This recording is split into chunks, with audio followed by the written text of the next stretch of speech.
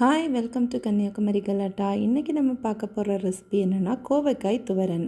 நான் இன்றைக்கி கோவைக்காய் துவரன் மண் சட்டியில் தான் வைக்க போகிறேன். மண் சட்டி சூடானதும் தேவையான அளவு எண்ணெயை நம்ம இதில் சேர்த்துடலாம். எண்ணெய் நீங்கள் ஏற்கனவே வீடியோவில் சொன்ன மாதிரி தான் இங்கே வின்டர் சீசன் ஆனதுனால எண்ணெய் எல்லாமே ரொம்ப கட்டியாக இருக்கும். அதனால் கொஞ்சம் அதை சூடாகிறதுக்கு டைம் எடுக்கும். வழக்கம் போல் எண்ணெய் சூடானதும் நம்ம தேவையான அளவு கடுகு சேர்த்துடலாம். கடுகு நல்லா வெடிக்கிறது வரைக்கும் கொஞ்சம் வெயிட் பண்ணுங்கள். அடுத்ததாக நான் இதில் 7 பூண்டு பல் சேர்க்குறேன். இதை தோலை உடச்சிட்டு நம்ம இந்த எண்ணெயில் ஃப்ரை பண்ணிடலாம். அடுத்ததாக வெங்காயம், சின்ன வெங்காயம் இருந்ததுன்னா ஒரு 10 முதல் 15 சின்ன வெங்காயம் சின்னதாக நறுக்கி சேர்த்துருங்க. நான் இங்கே பெரிய வெங்காயம் ஒன்று மீடியம் சைஸ் அதை சின்னதாக கட் பண்ணி இதில் சேர்க்குறேன். வெங்காயத்தை நல்லா வதக்கி விட்டுறலாம். எண்ணெயிலே வெங்காயம் நல்லா ஃப்ரை ஆகி வரணும்.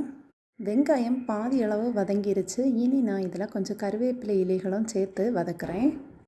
இனி இந்த வெங்காயத்தில் நம்ம 1/4 டீஸ்பூன் மஞ்சள் தூள் சேர்க்குறோம்.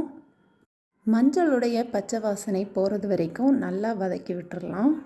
மஞ்சளுடைய பச்சை வாசனையெல்லாம் நல்லா போயிருச்சு. இனி நான் கழுவி நறுக்கி வச்சுருந்த கோவைக்காய் துண்டுகளை நான் இதில் சேர்த்து நல்லா வதக்கி விடுறேன்.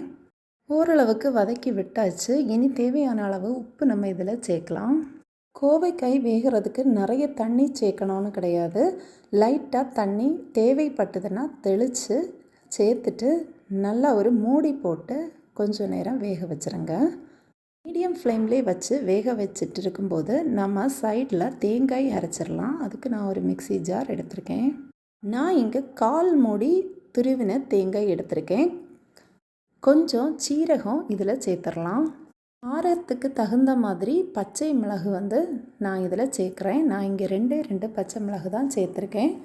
நீங்கள் காரம் கூடுதல் தேவைன்னா அதுக்கு தக்கன பச்சை மிளகு சேர்த்துக்கலாம்.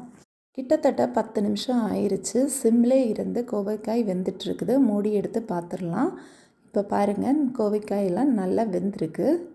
இனி நம்ம அரைச்சி வச்சுருக்கிற தேங்காயை இந்த கோவைக்காய் கூட நம்ம சேர்த்து நல்லா கிளறி விட்டுடலாம்.